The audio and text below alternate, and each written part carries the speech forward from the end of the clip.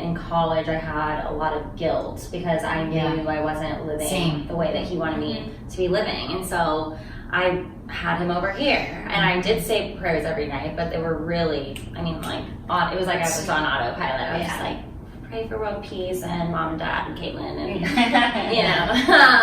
and I think this thought came into my mind the other day. I was talking to God how I think a lot of us talk to people who we don't trust. When you meet an acquaintance and they say, how are you? You're like, oh, I'm good, everything's great, and you just put up these walls, and I was living that way with God. But when it's a true friend, you can say, no, everything's not fine, and I'm not okay, and this isn't okay, and what am I doing wrong? And when that clicked but it didn't really click, it clicked for me when my friend Anna taught me that he loved me despite my mistakes, and that he actually wanted to help me feel more whole, and that I didn't have to earn. I literally heard it my entire life. You don't earn your salvation. Jesus died for your sins. But when you're a little kid, your sins are what? I pushed Caitlin down the stairs. I didn't actually do that. I do remember I pulled the hair. Oh yes, the hair pulling. But when you get older, the mistakes are bigger, and so I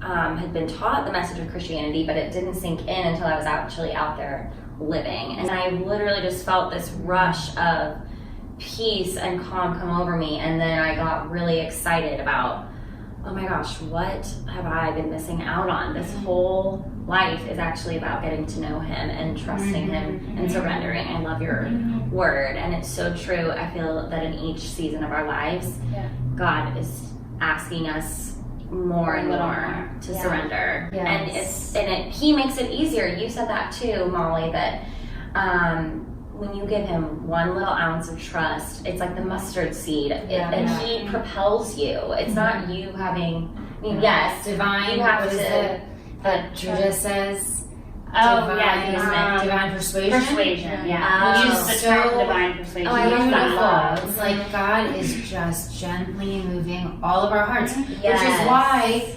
when your roommate or you do that is the Lord's way of divinely persuading everybody. So the more we step out, allows him to divinely persuade and do his thing. Because we don't know, no, go ahead. We don't know what's on someone else's heart. Totally. And so he's over here, I love to say, God's always making moves in every single person's life.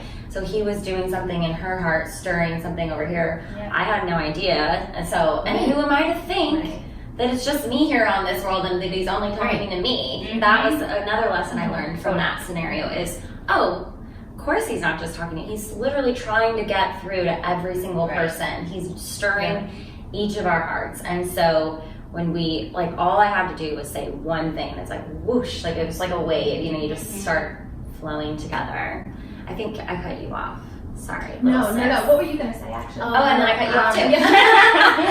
No, but even just like the story with my roommate. So I actually saw her last summer, and I went out to Colorado to visit her, and we went to the church together, which was full circle. It was beautiful. But it was a great way for me to encourage her in her faith, because she had sort of drifted away from God. And me going out there and inviting her to church, to go with me, sort of helped bring her back in a little bit. So I think it's also God knows what you need before you ask for it, right? He knows the desires of your heart, but he, even though she may have not realized that she needed a little nudge back, how that seed that she planted, she also reaped later in a different way. So it's just all connected. Yes.